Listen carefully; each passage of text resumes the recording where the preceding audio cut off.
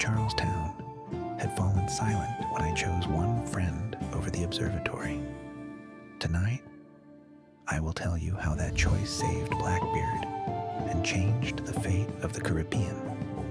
Subscribe for the next What If, and join us on Patreon for the unbroken night. Close your eyes. Nothing is true. Everything is permitted.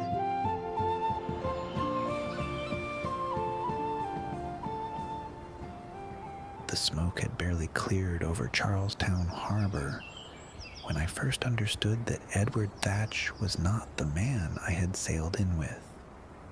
I stood on the deck of the Jackdaw, watching the last of the medicine chests being loaded onto the Queen Anne's Revenge. The blockade had worked. Thatch had held an entire city hostage for a box of mercury and bandages, and the magistrates had folded like wet sailcloth. It was the sort of victory that should have had him lighting his beard and roaring at the sky. Instead, he stood alone at the rail of his ship, shoulders heavy, staring at the colonial skyline as though it had already forgotten him. I knew that look. I had worn it myself once, standing on the dock at Bristol and watching Caroline's figure grow smaller until it dissolved into the gray English mist. It was the look of a man who had won something and found it tasted of ash. "Captain," Adewale appeared at my elbow, his voice low. "The crew is asking about our next heading. They have heard rumors of a Spanish galleon 3 days south, heavy with gold from the Yucatan." Gold.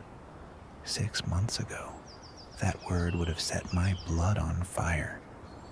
But something had shifted in me during those days at Charles-Towne, watching Thatch negotiate with trembling magistrates while his crew coughed blood below decks. The treasure I had been chasing, the Observatory, the sage, the fortune that would make me a man of consequence, suddenly felt like a fever dream I had been running toward, only because I was afraid to stand still. "Tell them to wait," I said. "I need to speak with Thatch." Adewale studied my face for a moment, his dark eyes reading more than I wanted him to see. "The Observatory will not wait forever, Edward. The Templars have their own hunters." "I know. And yet you hesitate." I did not answer. I could not have answered if I tried.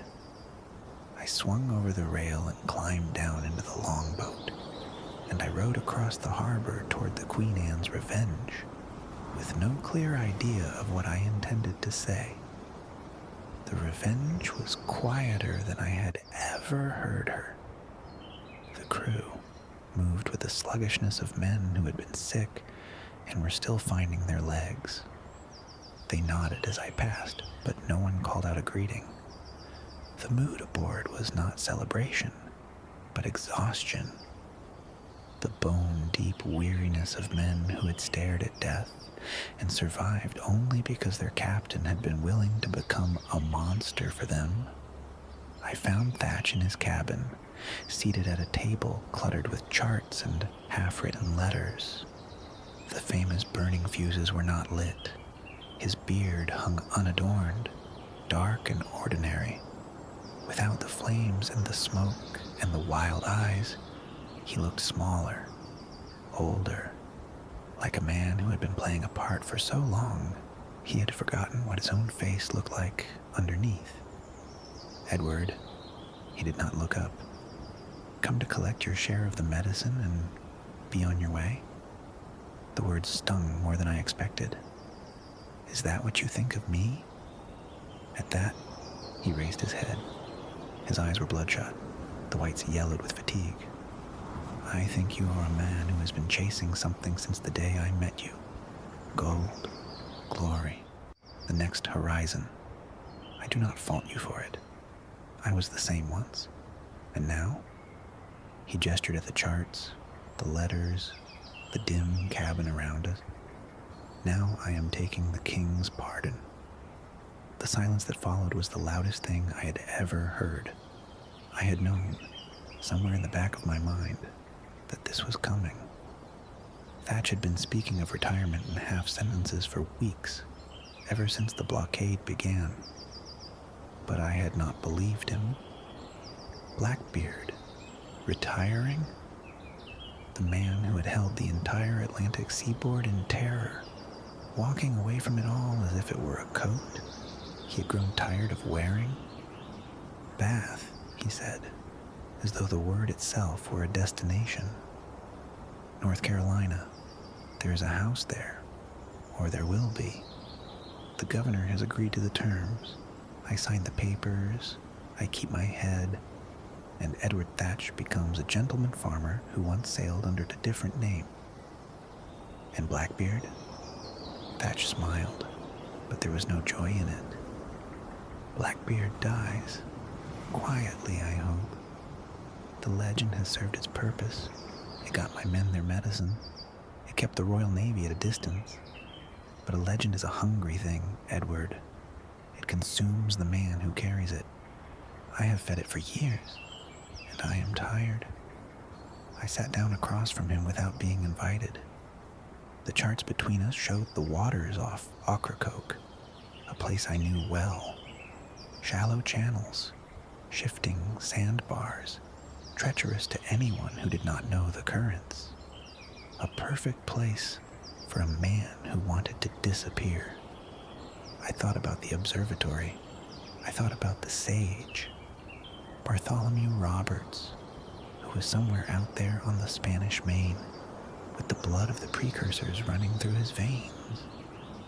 I thought about Atabai and the assassins of Tulum, who had looked at me with something between suspicion and hope.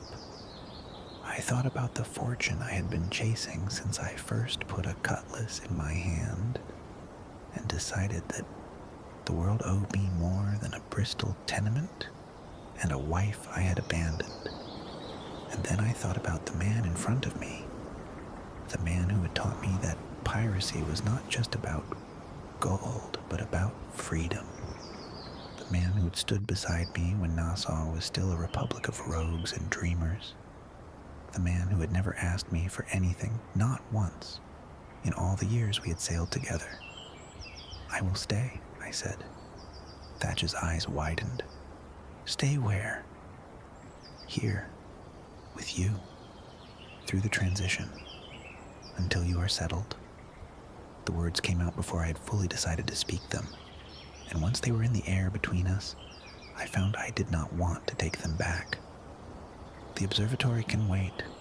The Templars have been chasing it for decades and have found nothing. A few more months will not change that. Edward. Thatch leaned forward, and for the first time I saw something unguarded in his face. Not Blackbeard, the terror of the seas, but Edward Thatch, the man, surprised that anyone would choose him over treasure. You do not have to do this. I know. The Jackdaw's crew will not understand. Adawal will not understand. I know that too. And yet, I picked up one of his charts and studied it. The inlets, the soundings, the careful annotations in Thatch's own hand. Do you remember what you told me the night we took that French merchantman off Martinique? You said that freedom was not the ability to go wherever you pleased. It was the ability to choose where you stood and to stand there. Thatch let out a breath that was half laugh and half sigh. I was very drunk that night. Perhaps. But you were also right. We sat in silence for a long moment. Outside, the harbor sounds drifted through the cabin windows, the creak of rigging, the cry of gulls, the distant murmur of a city that was still trying to understand what had happened to it. The sun was setting over Charles-Towne, painting the water in shades of copper and rose. Thatch reached across the table and clasped my arm. His grip was still strong. the grip of a man who had spent decades hauling lines and swinging a cutlass. But there was a tremor in it now, a fine vibration that spoke of exhaustion and relief in equal measure. "Then we drink," he said. "Tonight, we drink to brotherhood. Tomorrow, we begin the work of becoming ordinary men." I laughed at that, the first real laugh I had managed in weeks. "You, ordinary? I will believe that when I see it." But I stayed, and in the staying, the world began to turn on a different axis. The tavern in Charles-Towne was called the King's Arms, which I found fitting given that its patrons had just spent a week being held hostage by a pirate who was about to accept that very king's pardon. The irony was not lost on Thatch, who ordered rum for the entire room and paid in coin that had very recently belonged to the colonial treasury. We found a corner table, away from the curious stares of the locals. Thatch had made no effort to disguise himself. Why would he? Every face in that room knew exactly who he was. The magistrate who had signed the medicine over was drinking at the bar, his hands still trembling. A pair of merchants in the far corner kept glancing our way, and then quickly looking down at their cups. "Tell me about her," Thatch said, when we were 3 cups deep, and the edge had begun to soften on the evening. "Your wife, Caroline." The question caught me off guard. I had not spoken Caroline's name aloud in years, not since I left Bristol. The guilt of it was a knot I had learned to live with, like an old wound that ached when the weather turned, but otherwise let me go about my business. "What is there to tell?" I said. "I married her. I left her. She is better off without me." "Is she?"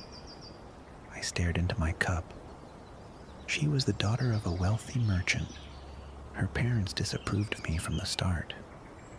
A poor Welsh sailor with ambitions too large for his station. But Caroline saw something in me that I am not sure was ever really there. She believed I could be more than I was, and I repaid that belief by sailing for the West Indies and never looking back. Thatch nodded slowly.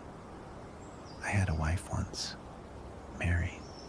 She died before I ever became Blackbeard. I sometimes wonder if that was a mercy, that she never had to see what I became." "Do you regret it? The legend?" "I regret that the legend was necessary." He swirled the rum in his cup, watching the lamplight catch the amber liquid. "I did not set out to become a monster, Edward. I set out to be free. But freedom in this world has a price, and the price is often paid in fear. Men fear Blackbeard. They do not fear Edward Thatch. And so Blackbeard I became. And now?" He looked up at me, and in the dim light of the tavern, his eyes seemed to hold the weight of every ship he had ever taken and every man he had ever killed. Now I am trying to remember who Edward Thatch was before the legend swallowed him. It is harder than I expected. We drank in silence for a while. The tavern grew louder as the evening deepened. Sailors coming off their shifts, merchants celebrating the end of the blockade, a fiddler in the corner sawing away at a tune that was only half in key. But our corner remained quiet, a small island of stillness in the chaos. "When this is done," Thatch said eventually, "when I am settled and the pardon is secure, you should write to her, your Caroline." I would not know what to say.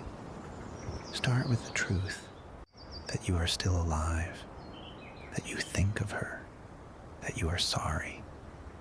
He set his cup down with a decisive thump. A man cannot outrun his past forever, Edward. Sooner or later, The horizon runs out, and all that is left is the man you have been avoiding." I did not answer, but his words lodged themselves somewhere beneath my ribs, and they would stay there for months, working their way deeper until I could no longer ignore them. The next morning, I stood on the deck of the Jackdaw and watched the sun rise over the harbor. Adewale stood beside me, his arms crossed over his chest, his expression carefully neutral. "The crew is unhappy," he said. "They signed on for treasure, not retirement. The crew signed on to follow my orders, and your orders are to abandon the richest prize any of us have ever heard of, so that you can help an aging pirate plant a garden in North Carolina?" I turned to face him. That aging pirate saved my life more times than I can count. He is the reason any of us are still breathing. Adewale's jaw tightened. "I respect Thatch. You know I do. But the observatory is not just treasure, Edward. The Templars seek it for their own purposes. To control, to dominate, to enslave. If we do not reach it first, then they will not reach it at all," I said. "They have been searching for decades and have found nothing. I am not the only man who can chase a legend. And you are the only man who can help Thatch retire?" The question hung in the air between us, sharp and honest. I could see the disappointment in Adewale's eyes.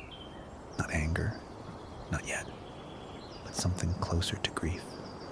He had believed in me, perhaps more than I had ever believed in myself. He had seen the assassin robes I wore, the hidden blade I carried, and he had thought I was becoming something greater than a common pirate. And now I was telling him that all of that meant less to me than one man's peace. "I cannot explain it," I said. "I only know that if I sail away now, if I leave Thatch to face what is coming alone, I will spend the rest of my life wondering what kind of man I am." Adewale was silent for a long moment. The morning light caught the silver in his hair, the lines around his eyes that spoke of years of hard living and harder choices. "The crew will not wait forever," he said at last. "And I will stay as long as I can, Edward. But my conscience will not allow me to abandon the larger fight indefinitely. There are people in this world, my people, who do not have the luxury of choosing retirement. They need the assassins. They need men who are willing to fight for freedom, not just their own, but everyone's." I nodded. "I understand. Do you? I am not sure you do, but I hope you will, before it is too late." He turned and walked away, his footsteps heavy on the deck. I watched him go, and I felt the first true cost of my decision settle onto my shoulders. I had chosen Thatch over the observatory, but the observatory was not the only thing I was leaving behind. The Jackdaw creaked beneath me, her timbers groaning in the gentle swell. She was a good ship, the best I had ever captained. She had carried me through storms and battles, through triumph and disaster, and now I was asking her to carry me into a future I could not yet see, toward a quiet harbor I was not even sure existed. I put my hand on the rail and felt the familiar grain of the wood beneath my palm. Somewhere to the south, the observatory waited. Somewhere to the north, an old man was packing his charts and preparing to become someone else. I had made my choice. The sun rose higher, burning the last of the mist off the water.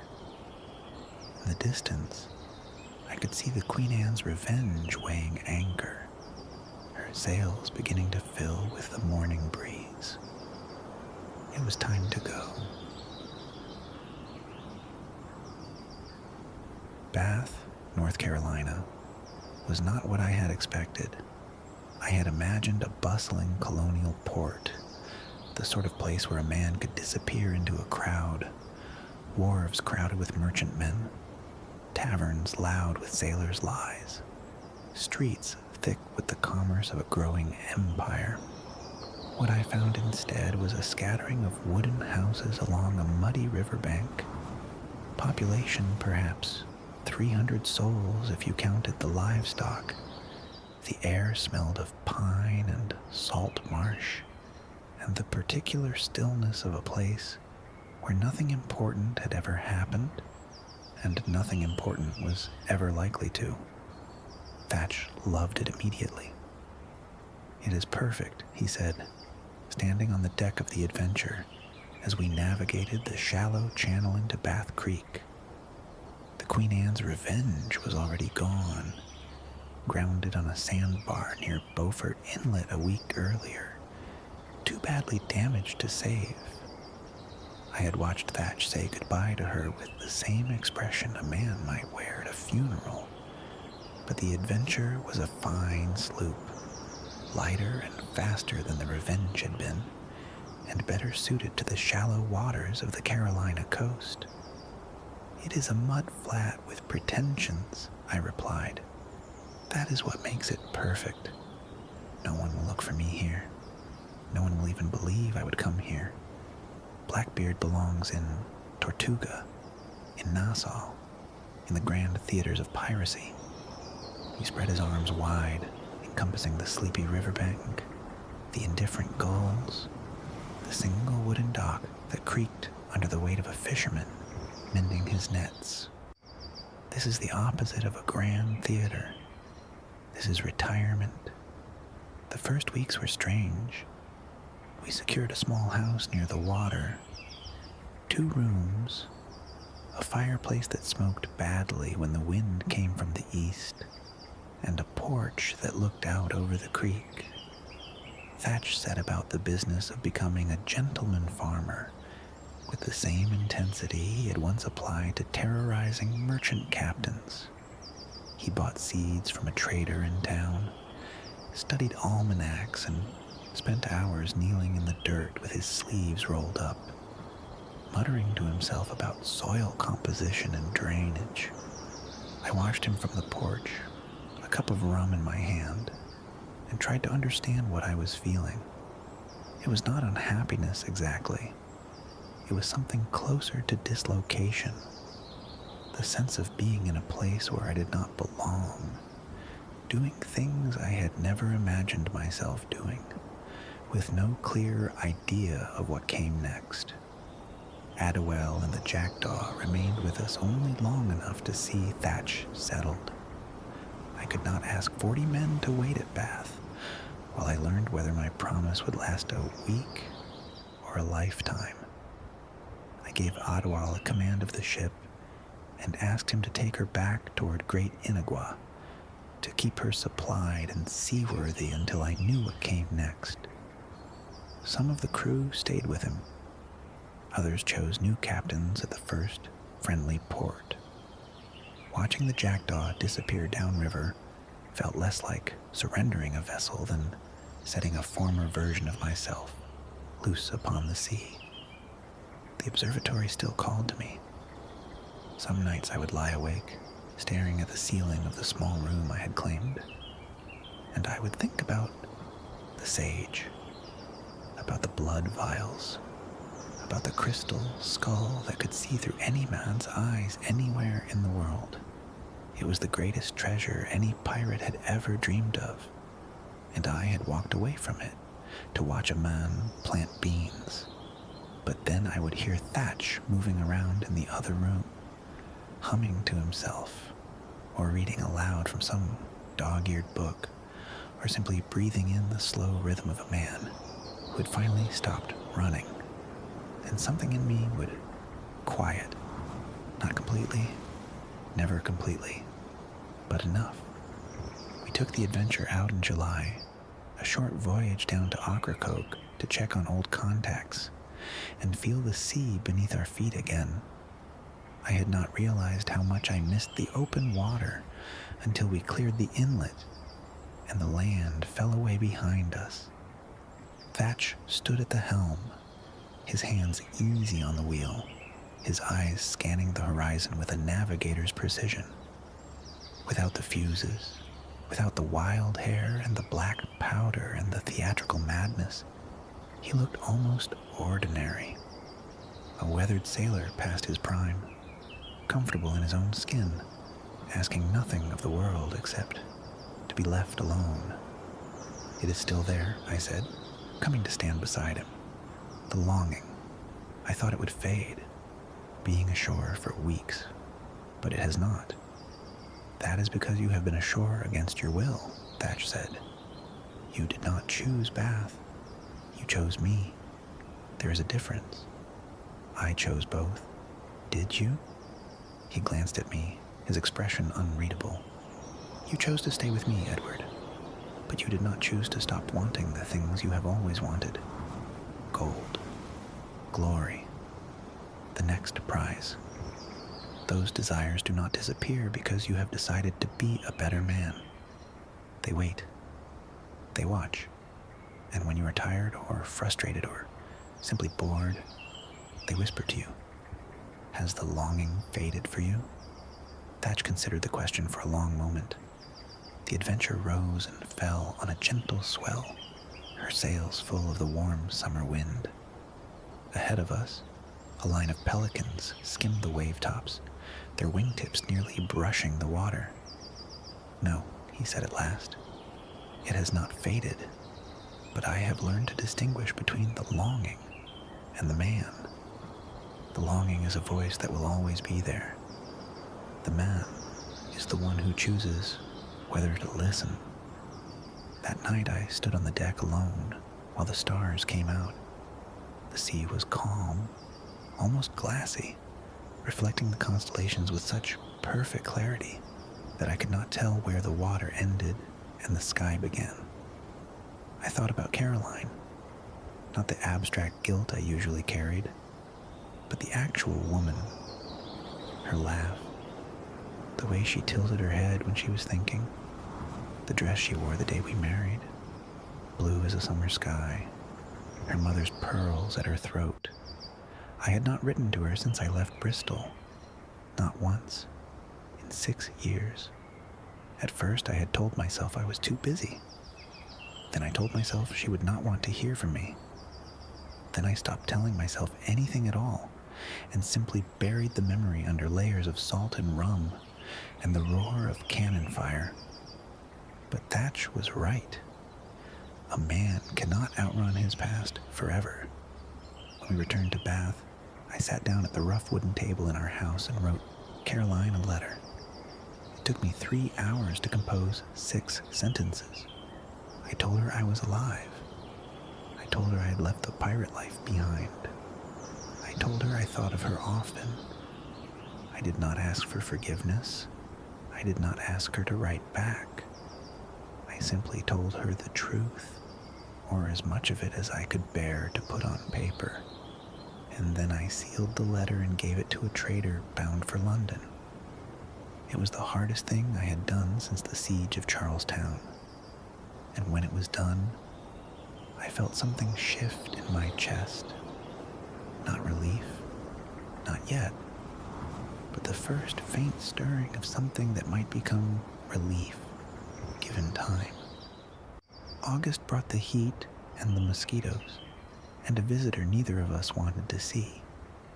His name was Crawley, a former crewman from the Queen Anne's Revenge, who had taken the pardon ahead of Thatch and settled in a fishing village further down the coast. He arrived at our door with a bottle of cheap rum and a nervous smile that did not reach his eyes. "Captain," he said, the word coming out like an apology, "I heard you were here. Half the coast has heard you are here. There's no keeping secrets in Carolina." Thatch received him on the porch, his expression carefully neutral.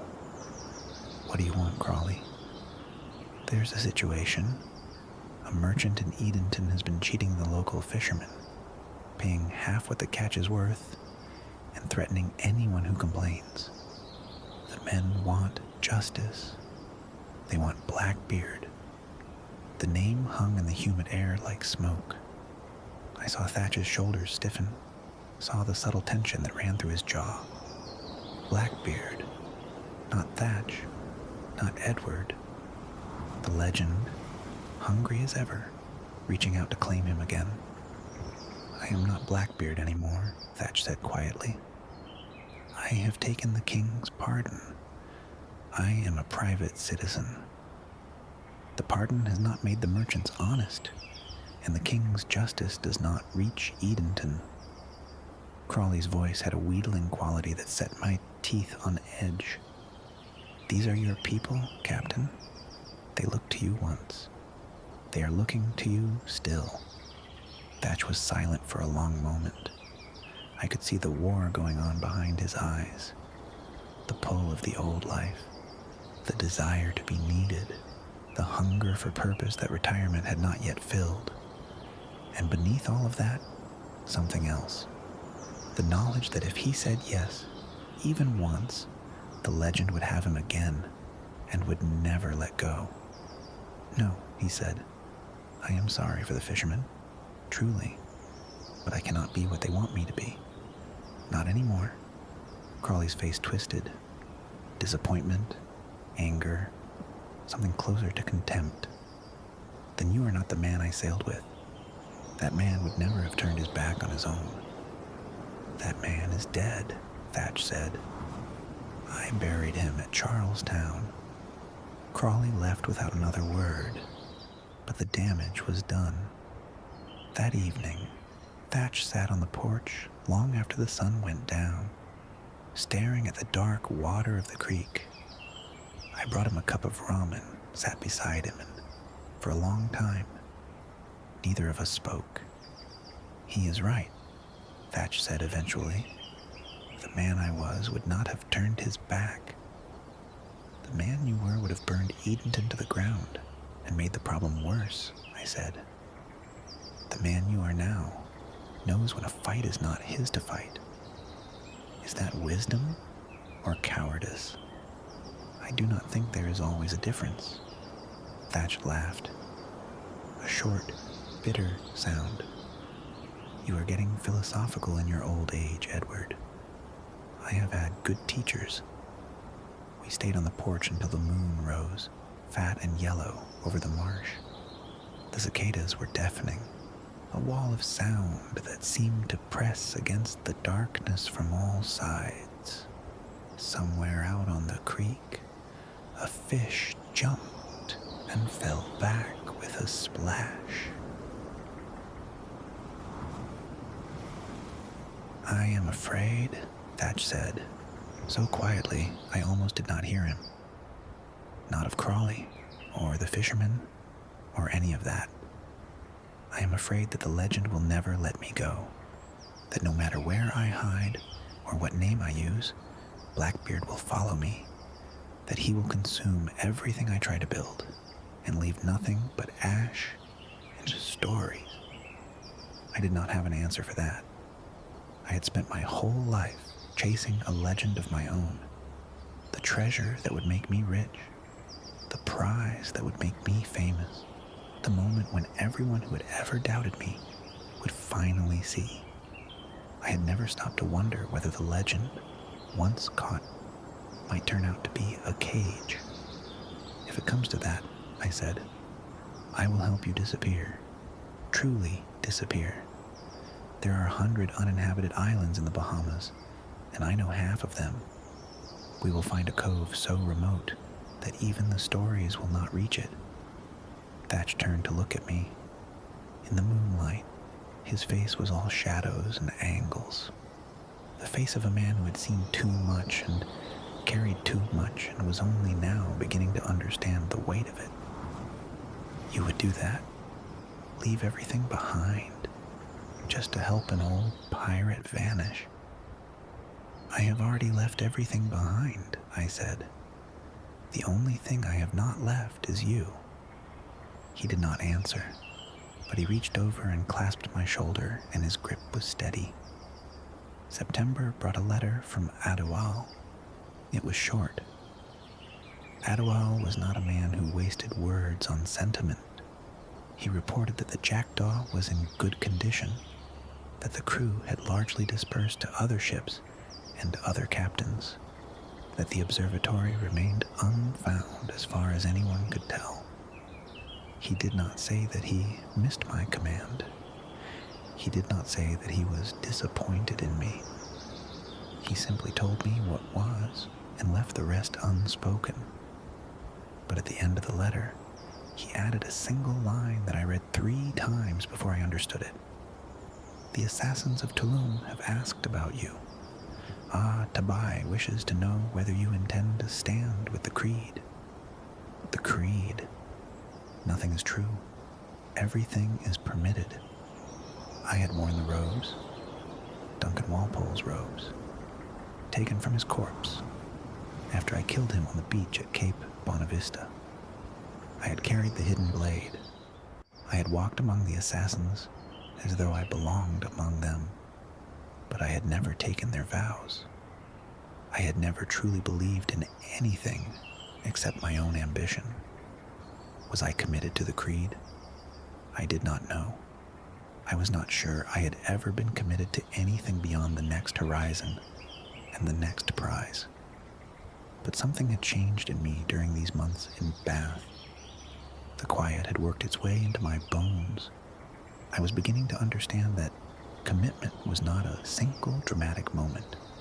It was 1,000 small choices, made day after day, until they became the shape of a life.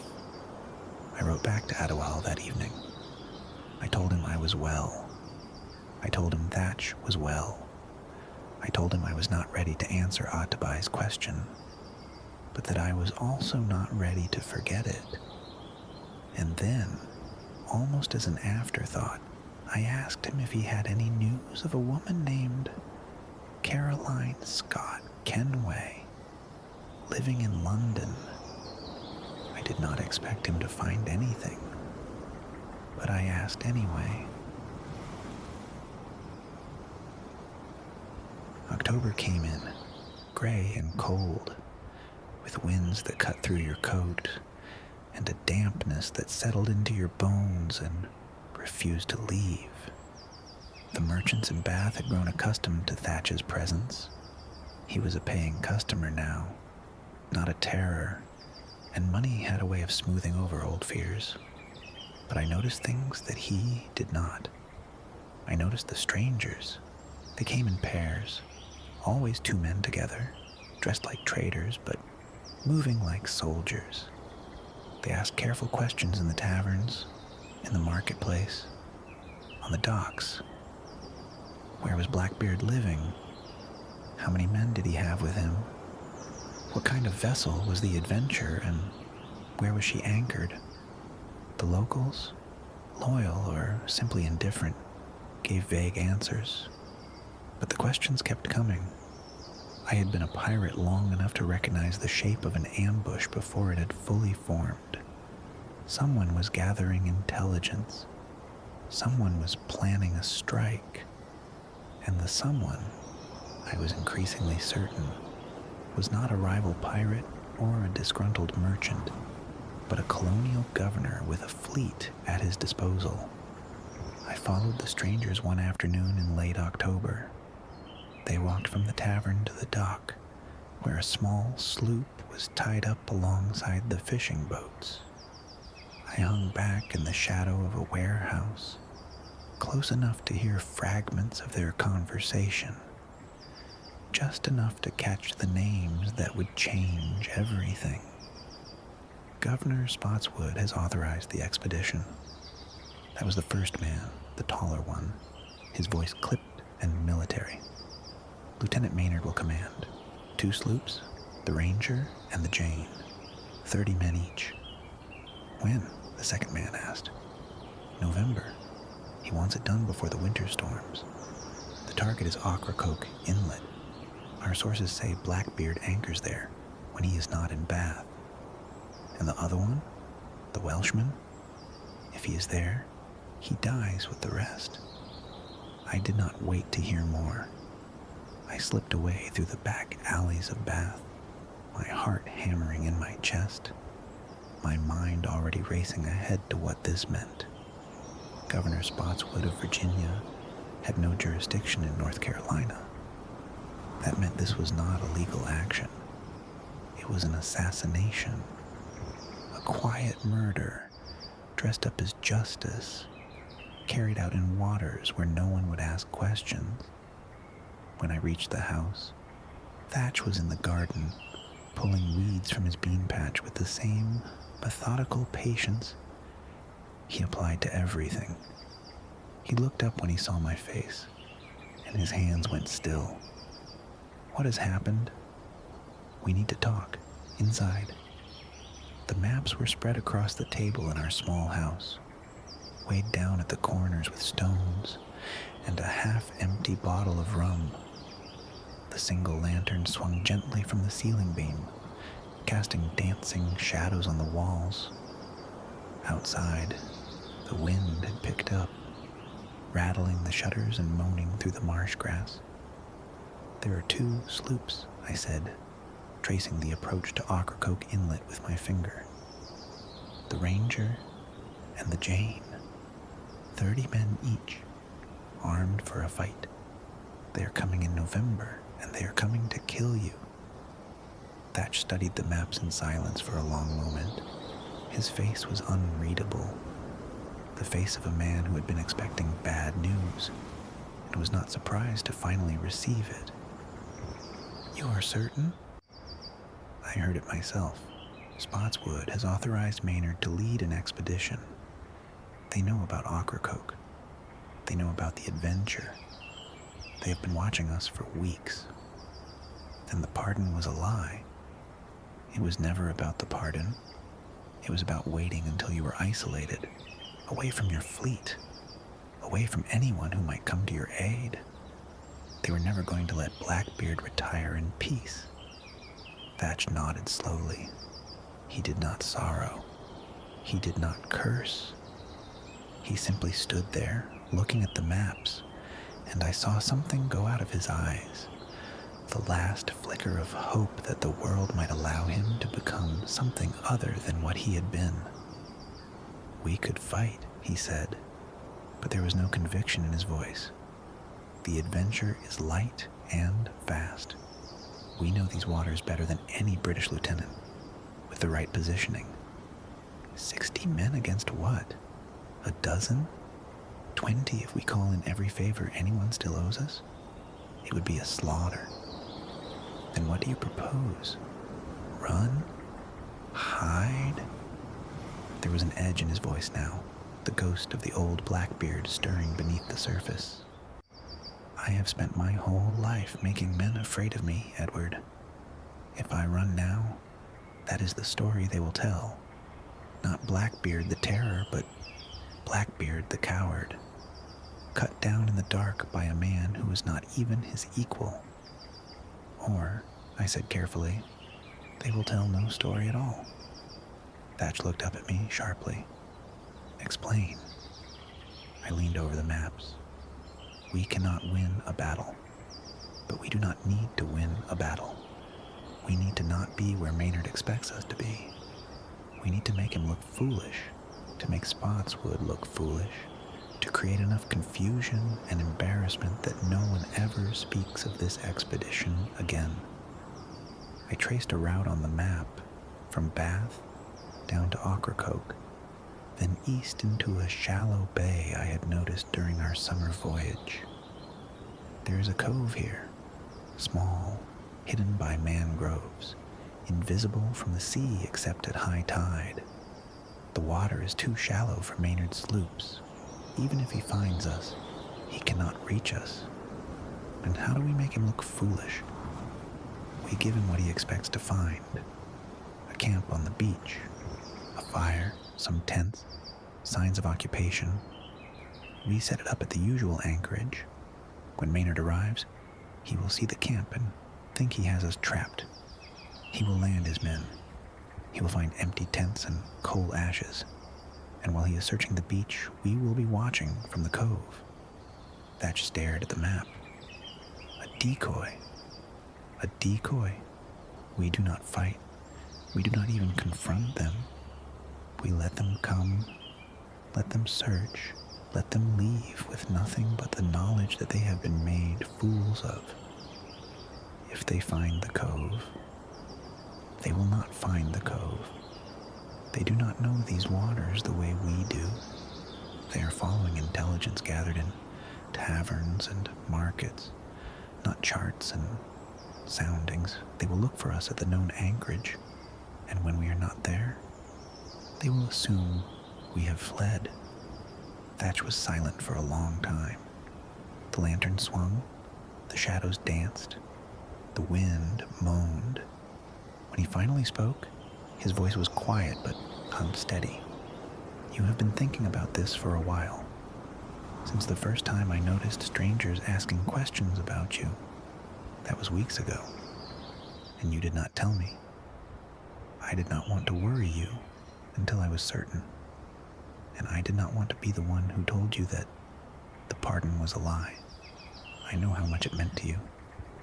He looked at me, then really looked, the way a man looks at someone who has just revealed something unexpected. You stayed, he said. All these months, you could have left at any time. You could have gone back to the observatory, to the jackdaw, to your own ambitions, but you stayed. I told you I would.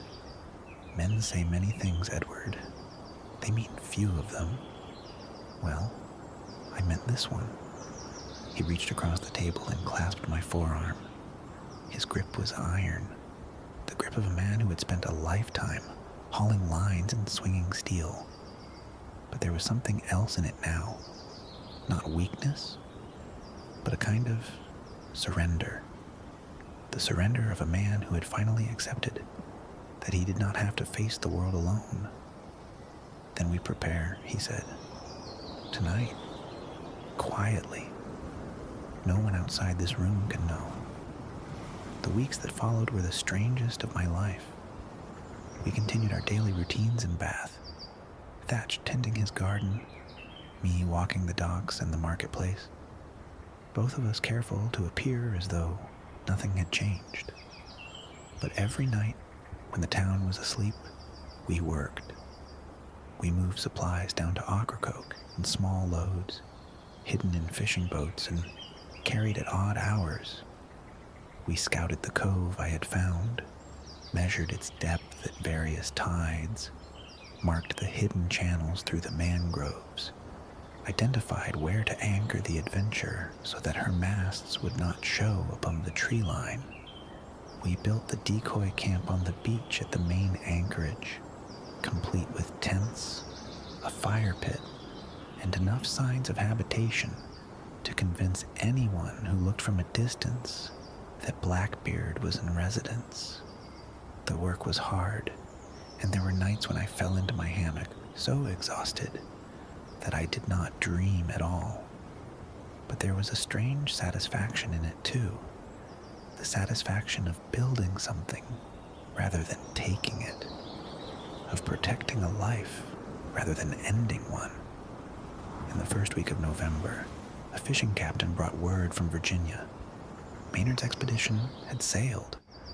2 sloops had been spotted passing the mouth of the James River, heading south. We have perhaps 2 weeks, I told Thatch. Maybe less, if the weather holds. Then we finish the preparations, and we wait. We move the Adventure into the hidden cove on November 18th, 4 days before the date I had calculated Maynard would arrive. It was delicate work. The channel was narrow and winding, and the sloop drew more water than was comfortable at low tide. But Thatch knew these waters as well as any man alive, and he guided her through with barely a scrape on the hull. We set the decoy camp that night.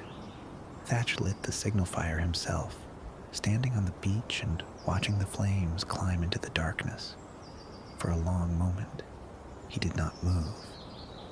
It feels like a funeral, he said quietly, burning a camp that was never meant to be lived in, as though I am watching my own pyre. The legend is burning, I said, not the man. Is there a difference? I did not know how to answer that, so I stood beside him in silence, and we watched the fire burn, and when it had settled into a steady glow, we rode back to the adventure and settled in to wait. November 22nd dawned gray and cold.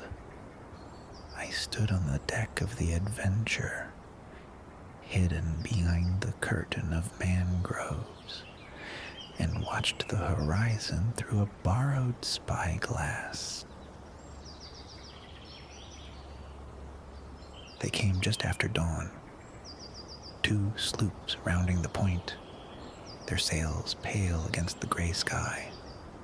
The Ranger in the lead, the Jane following half a mile behind. I counted the men on deck, 30 on each vessel, just as the Virginia spies had said. They were armed with muskets and cutlasses, and they moved with the crisp efficiency of men who had been drilled for a specific purpose. They are here, I said. Thatch came to stand beside me. He had not lit his fuses. There was no need for the performance now, and the smoke might give away our position. But I saw his hand rest on the butt of his pistol, an old habit that would never fully die. "Maynard," he said, and there was something almost like respect in his voice.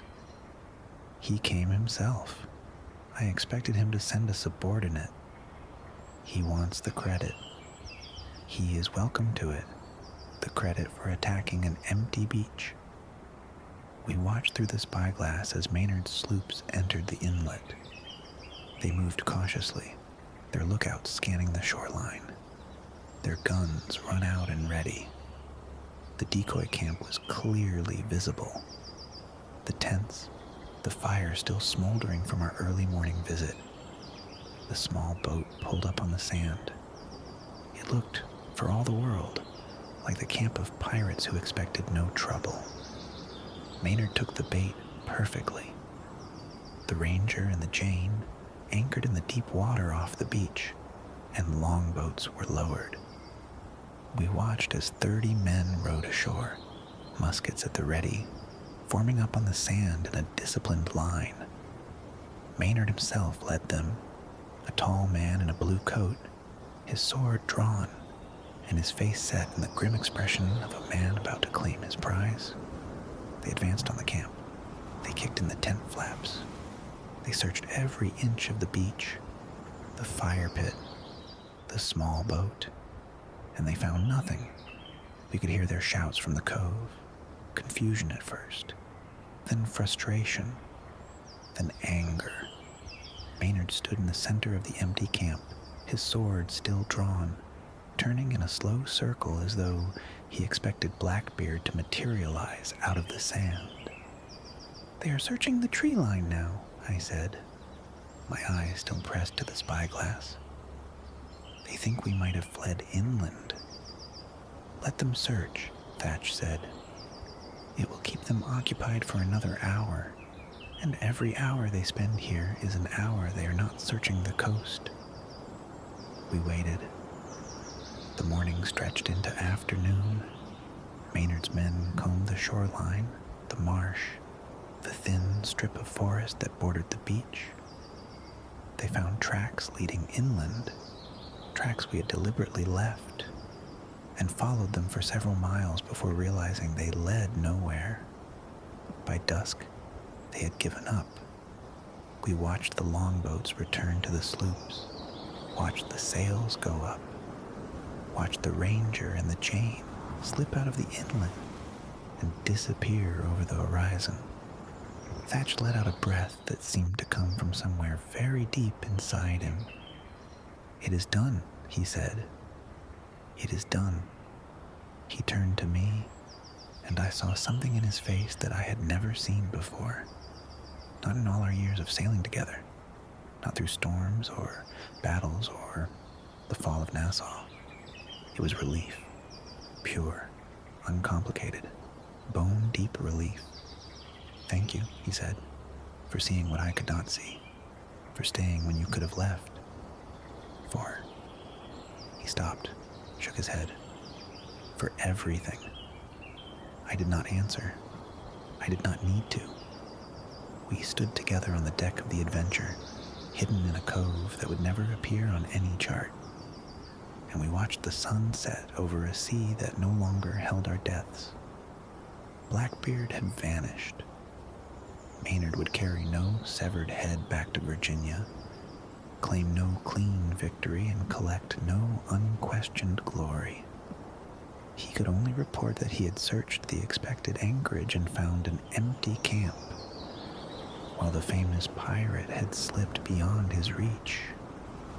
Spotswood would be embarrassed, but not harmless. So we remained inside the cove for 3 more days while the sloops searched the outer channels and winter weather closed around them. Only after their sails had disappeared for good did we raise anchor. Somewhere in the maze of inlets along the Carolina coast, a man named Edward Thatch was still breathing. The legend had burned on the beach.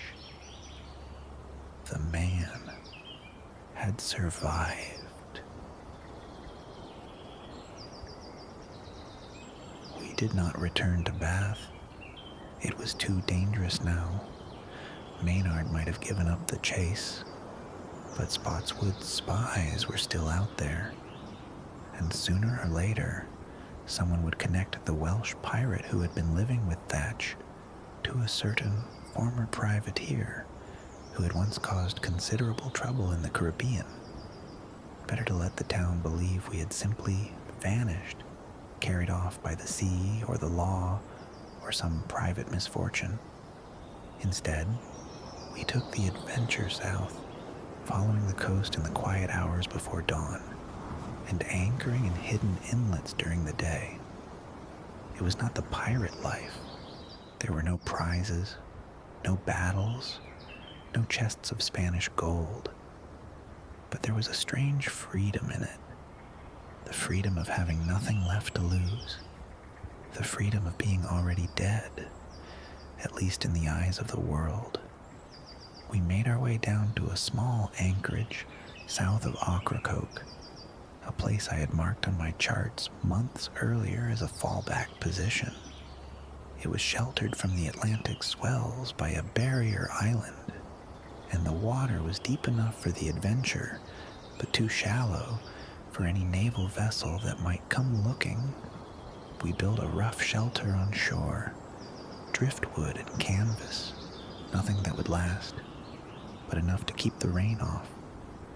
December came, and with it, the winter storms that made the Carolina coast a graveyard for ships.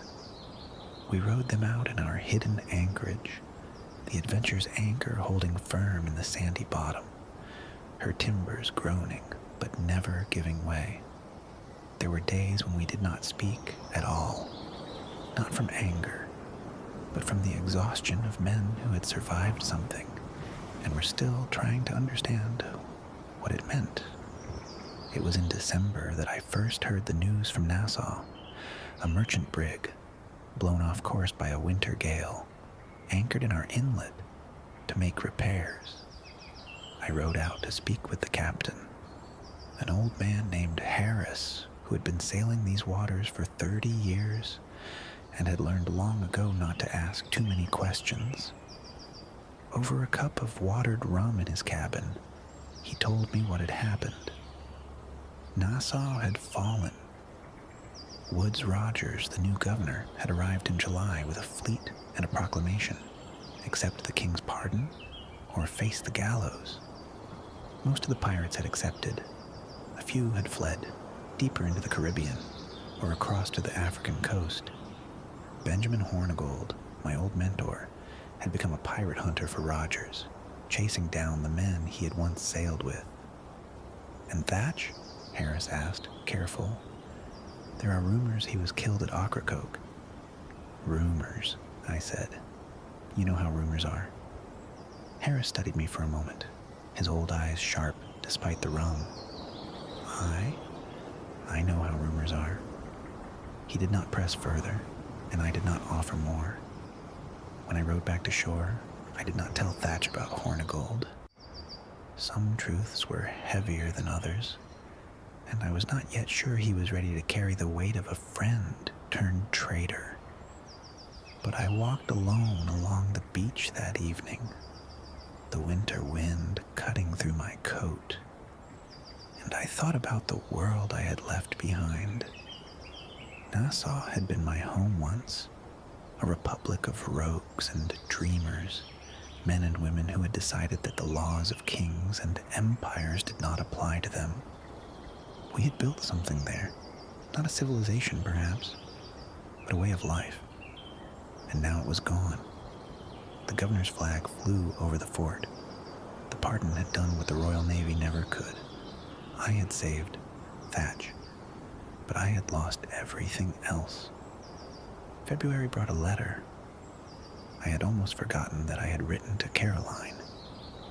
It had been months, long enough that I had assumed my letter had been lost at sea, or delivered to the wrong address, or simply thrown into a fire by a woman who had every right to do so.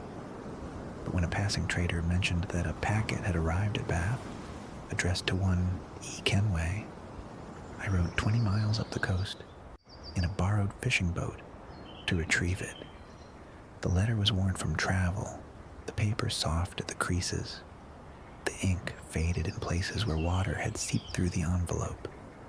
But Caroline's handwriting was unmistakable. The same careful, elegant hand that had once written me love notes in Bristol, folded into tiny squares and slipped into my pocket when her parents were not looking. I read it 3 times before I understood it. She did not forgive me. She did not sorrow at me. She simply told me what was the few guarded facts of a life I had abandoned. She remained in London. The years had not been easy, and she had not lived them alone, because there was our daughter, Jennifer Scott Kenway, born in 1713, 6 months after I sailed for the West Indies. A child I had never seen, never held, never even known existed until that moment. I read the paragraph about Jenny 6 times, 7 times, 8 times. Caroline's words were calm and measured. She was not trying to wound me, though she could have. She simply wrote, "She has your eyes, Edward, and your stubbornness. She asks about you sometimes, though I do not know what to tell her. She is 5 years old now. She is learning to read. She is the best thing I have ever done." I sat on the dock at Bath for a long time after I finished the letter. The winter sky was gray and heavy, threatening rain. The fishing boats bobbed at their moorings.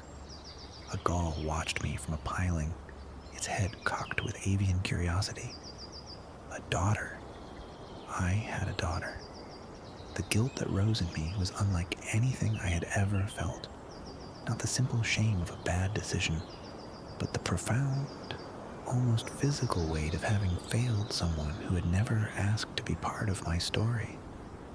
I had been chasing gold and glory across the Caribbean while Jenny was learning to walk, learning to talk, learning to read.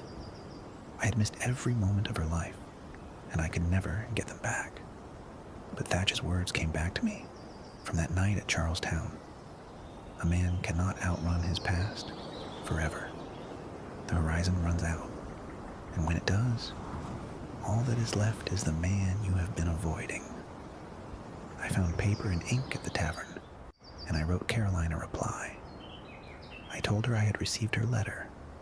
I told her I was alive and safe, and that the life I was living now was quieter than anything I had ever imagined. I told her I wanted to know more about Jenny. Everything. Anything she was willing to share. And I told her I would come to London. I did not know when. I did not know how. But I would come, and I would would meet my daughter, and I would try, however late, to become the father she deserved. I sealed the letter and gave it to the same trader who had brought Caroline's. Then I rode back down the coast in the darkness, the stars cold and bright overhead, the sea black and silent around me. Something had shifted. I was no longer just running from my past.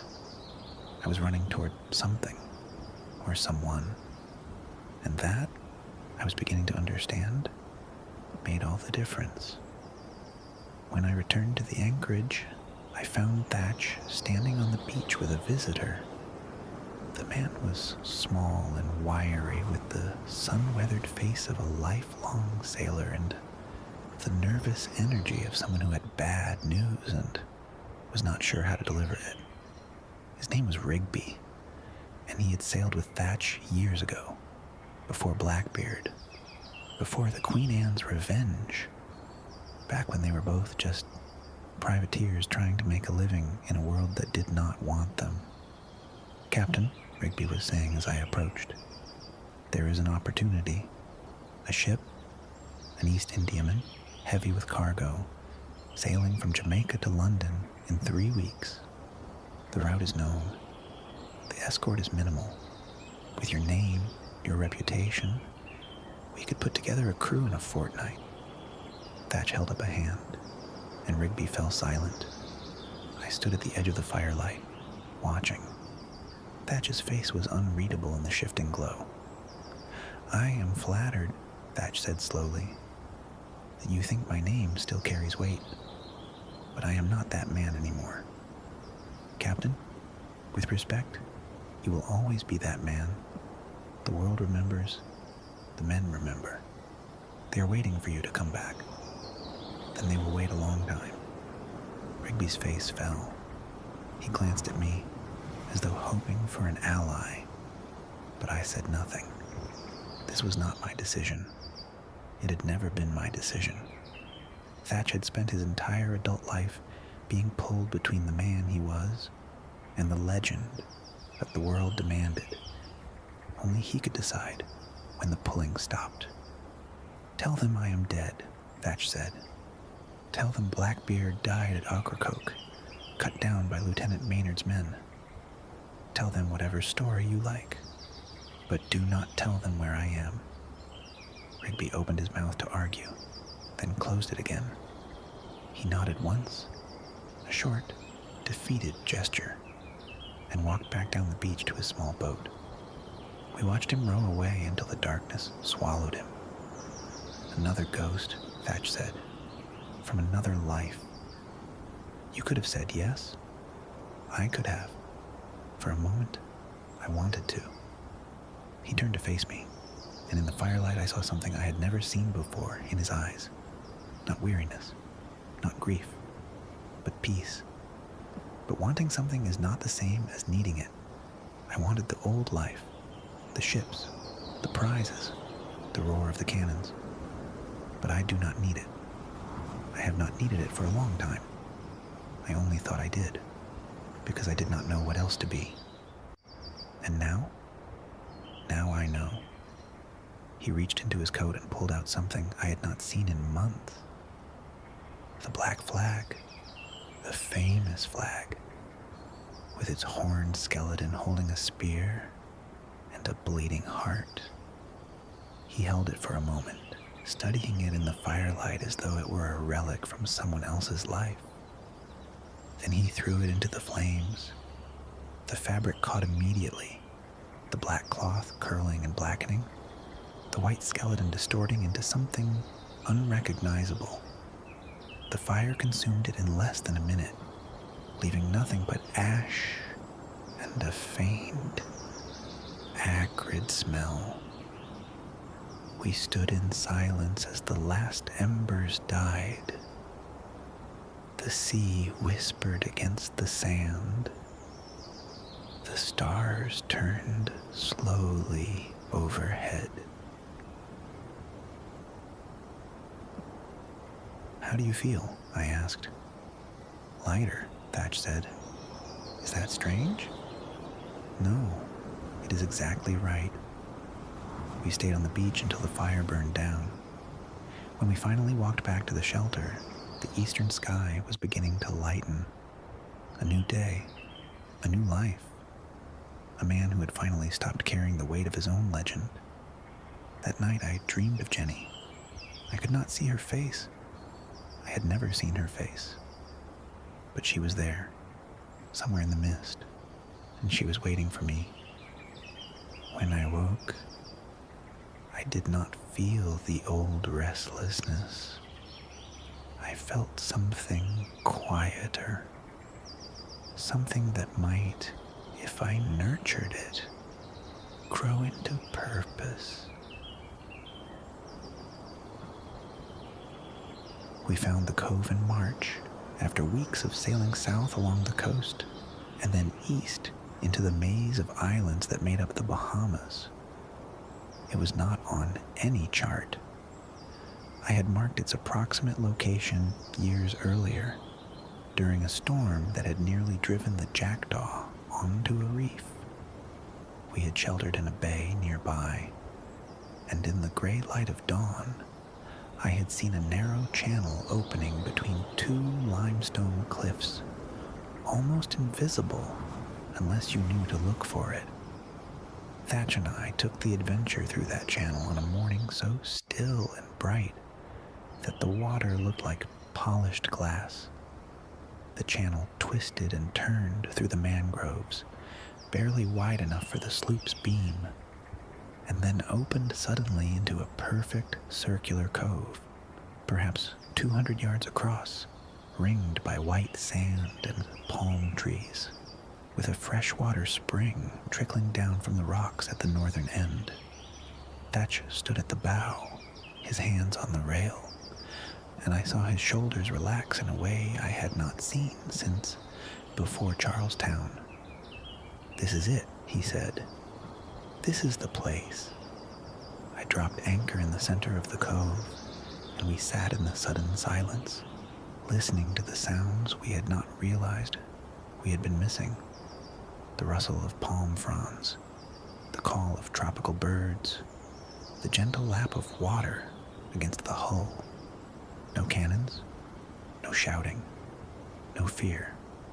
We built the dock first, rough-hewn planks lashed together with rope and driven into the sandy bottom. It took us 3 days, working from dawn until the afternoon heat drove us into the shade. Thatch, who had once commanded fleets, proved surprisingly adept at carpentry.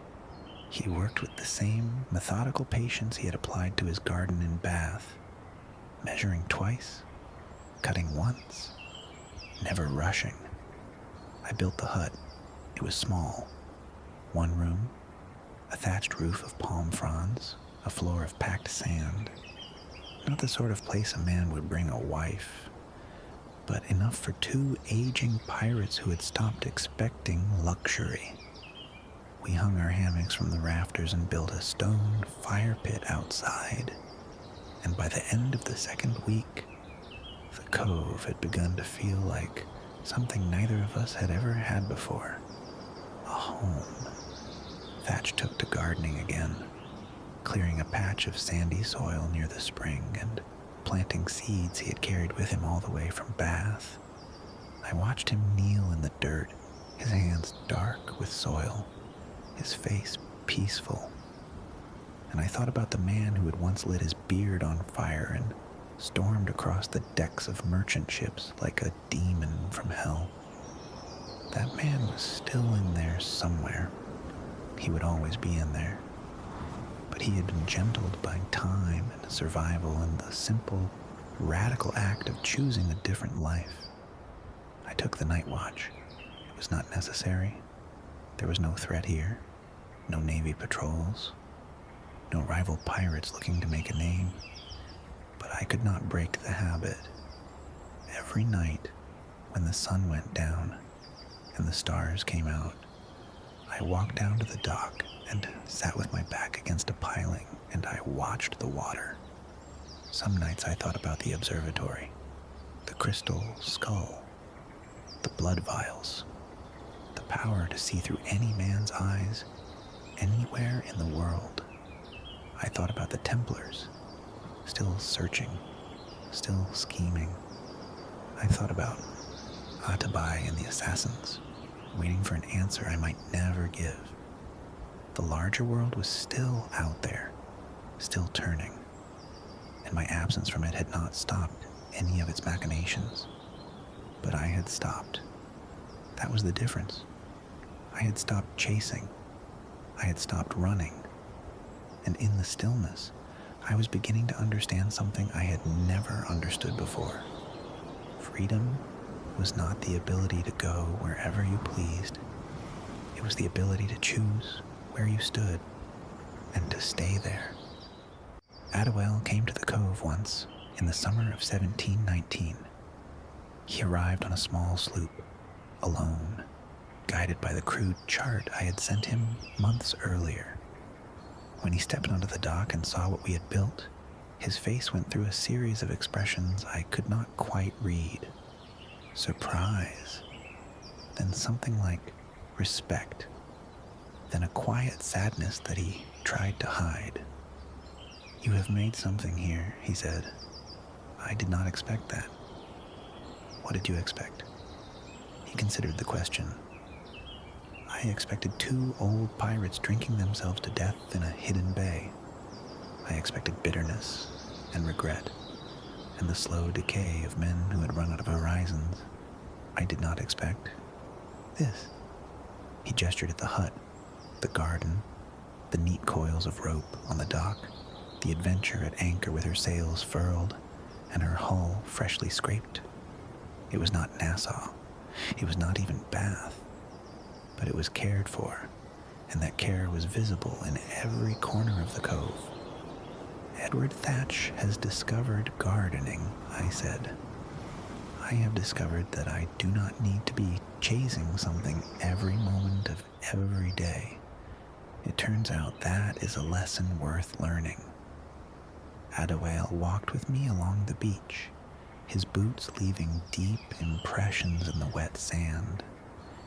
He told me about the Maroons, the communities of escaped slaves who had built free settlements in the mountains of Jamaica and Hispaniola. He told me about the assassins, who had offered him a place among them, a cause larger than any single ship or crew.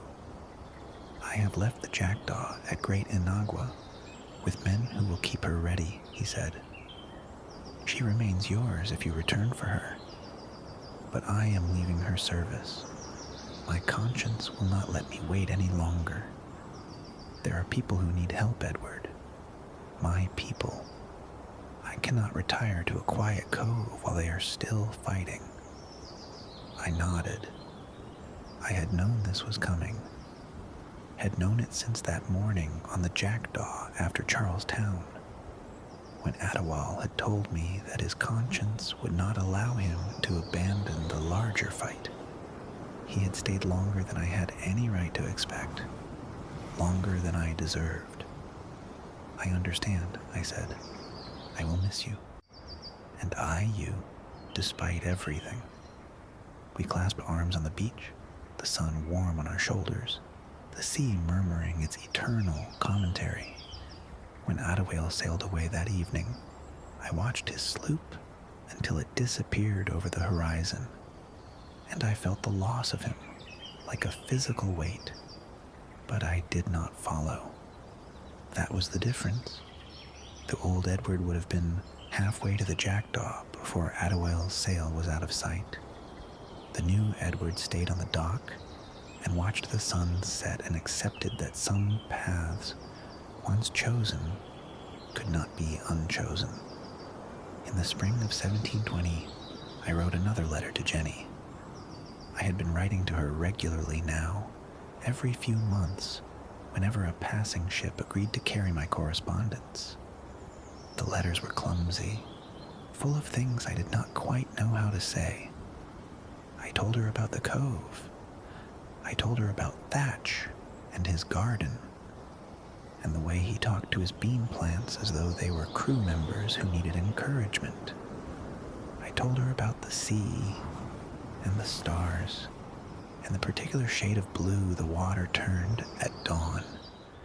And I told her I was coming to London. I had said it before in earlier letters, promises that felt hollow even as I wrote them. But something had changed. The cove was real. The life was real. I had proven to myself that I could stay, that I could build, that I could be something other than a pirate chasing the next horizon. If I could do that, then surely I could do the harder thing. Surely I could face the woman I had abandoned and the daughter I had never met. Thatch found me at the rough wooden table, the letter half written, the ink drying on my fingers. "London?" he said, reading over my shoulder. "London. You are really going. I am really going." I set down the quill and looked up at him. I have been running from Caroline for 8 years, from Jenny for 7. If I do not go now, I will never go, and I will spend the rest of my life wondering what might have been. Thatch nodded slowly. He did not try to talk me out of it. He knew better. He simply sat down across from me, his old bones creaking, and poured us each a cup of rum from the bottle we kept for special occasions. "When do you leave?" "The next ship that will take me. There is a merchantman due in 3 weeks, bound for Bristol. From there, it is a day's ride to London. And the adventure? I am leaving her with you. She is yours now, more than she has ever been mine." Thatch was silent for a long moment. Outside, the evening birds were beginning their chorus, and the first stars were appearing in the deepening sky. The cove was so quiet that I could hear the spring trickling down the rocks, could hear the palm fronds rustling in the breeze, could hear the soft creak of the Adventure at her anchor. "I will miss you," Thatch said at last, "more than I know how to say. And I you. But I am not dying, old friend. I am only going to see my daughter. I will come back." "Will you?" I thought about the question, really thought about it. London was not the Caribbean. It was cold and gray and full of the laws and customs I had spent my entire adult life defying. Caroline might not want me. Jenny might not know me. The whole enterprise might end in disaster. But I was not the man I had been at Charles-Towne. I had learned to stay. And if I could learn to stay, I could learn to return. "Ask me again when I am standing on English soil," I said. "But yes, I think I will come back. This cove is the first real home I have ever had. I am not ready to give it up." Thatch smiled. "A rare thing, and genuine. Then I will keep the garden weeded and the rum cold. And when you return, you can tell me everything. That is a promise. It is a promise." We drank to it, there in the quiet cove, as the stars came out and the sea whispered its endless song.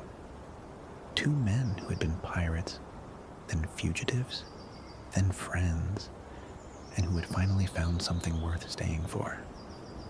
The morning I left, the cove was so beautiful it hurt to look at it. The water was glass, reflecting the palm trees and the white sand, and the pale blue sky with such perfect clarity that the cove seemed to exist in 2 worlds at once, one above the surface, one below. Thatch was already in his garden when I came down to the dock, his broad back bent over the bean rows, his hands dark with soil. He walked me to the dock. Neither of us said much. We were not men who needed words for moments like this. He clasped my arm, his grip still strong, and I clasped his. "Fair winds," he said. "Fair winds." I climbed into the small boat that would carry me out to the merchantman waiting beyond the reef. I did not look back, not because I did not want to, but because I was afraid that if I did, I might not be able to leave. But as the boat pulled away from the dock, I heard Thatch's voice, raised in something that might have been a laugh or might have been a blessing. Tell her the truth, Edward. It is the only thing that ever worked for either of us. I smiled, and then I turned my face toward the open sea, toward London, toward a daughter who had my eyes and my stubbornness, and had never once heard my voice. The cove is still there. I know it is still there, because I have been back twice now, and each time I find Thatch in his garden, his bean plants taller, his shoulders more relaxed, his laughter easier. The hut has a second room now. The dock has been rebuilt after a hurricane. The adventure is older, but still seaworthy, and Thatch takes her out sometimes, just for a day or two, just to remember what it felt like to be captain of his own fate. He is not Blackbeard anymore. No one calls him that. The fishermen on the nearby islands know him only as Old Edward, a harmless hermit who trades vegetables for supplies and asks nothing of the world except to be left alone. The legend has faded, as all legends eventually do. What remains is a man, a good man, a man who chose to live rather than to burn. As for me, I have seen my daughter. Jenny is 6 years old now, or she will be soon. She has Caroline's smile and my restlessness, and a laugh that sounds like a bell. She does not know me. Not really. Not yet. But she is curious. She asks questions. She lets me sit beside her while she practices her letters. It is more than I deserve, and more than I ever expected. And it is enough. I am writing this on the deck of a ship somewhere in the Atlantic, halfway between London and the cove. The sea is calm tonight. The stars are out, and the watch lantern is burning low beside me. I have been many things in my life. A privateer, a pirate, a fugitive, a friend. I have chased treasure and found loss. I have run from responsibility and discovered that it was waiting for me all along. But tonight, I am only a man on a ship, watching the stars and thinking about the people who matter. Caroline, who loved me once and may one day trust me again, given time. Jenny, who is learning to read and does not yet know that her father was once the terror of the Spanish Main. Thatch, in his garden, in his cove, in his hard-won peace. The stars reflect on the still water. The lantern gutters and steadies. Somewhere ahead of me, one life waits. Somewhere behind me, another continues, and I am no longer running from either of them. I close my eyes, not in defeat, not in exhaustion, but in peace. The sea rocks gently against the hull. The stars wheel slowly overhead. I breathe once, twice, and let the quiet take me.